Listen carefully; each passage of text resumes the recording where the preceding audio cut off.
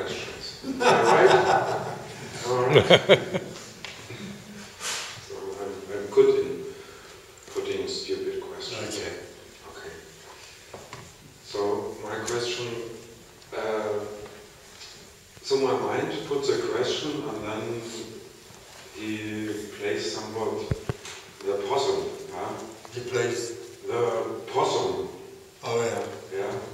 So he, it seems that he doesn't want to hear your answer. Oh, yeah. There's no question about that. Seeking mind does not want this. This is the last thing the seeking. So please be patient. No. No. Okay.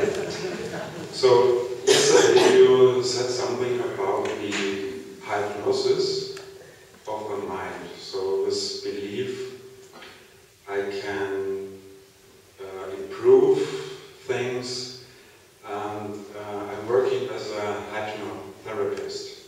So the basic assumption is it is possible to change things. Yeah. So the people who come to me expect that this work will improve. Absolutely. And it seems that this is the case. Oh. So some come and leave and quit smoking, for example. Oh. Or some come and feel better. Better. Yeah. Oh, there are things that apparent persons can do to feel better for a little while. Okay. For a little while. Then they come back. I understand you. This is fascinating. Okay, for a while. So in the story. The story. In the story. Okay, so can you say something? The interesting thing for me, for my mind, is this conscious, unconscious.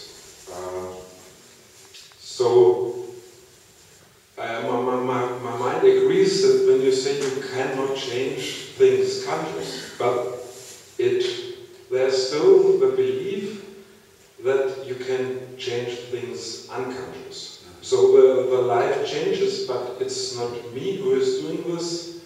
Yeah, it seems to change for itself. So can you say something to this? Well, things can appear to change, but change is a story. And the story is part of the construct of the illusion. There's a person who's living horizontally or going around a ring called the story of my life. And it seems sometimes in that there can be an experience of change for the better or the worse. But what's really happening is just a series of, for the dream, for the seeker, it seems just like a series of one event after another, better or worse, in something called time. And whether it's an unconscious change or a conscious change doesn't really matter very much. Because once it seems to be a better change, then the seeker thinks that they become conscious of an improvement.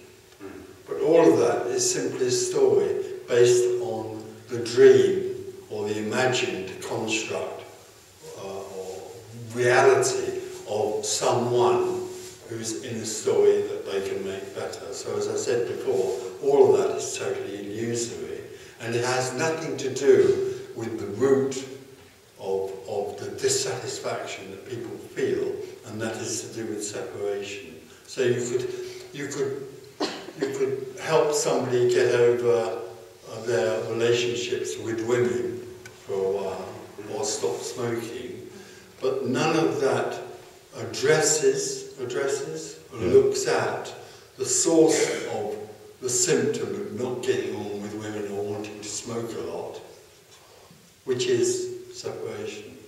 And nothing can end that separation from the perception of there being a separate individual in a story. The individual, the illusion can't dispel itself.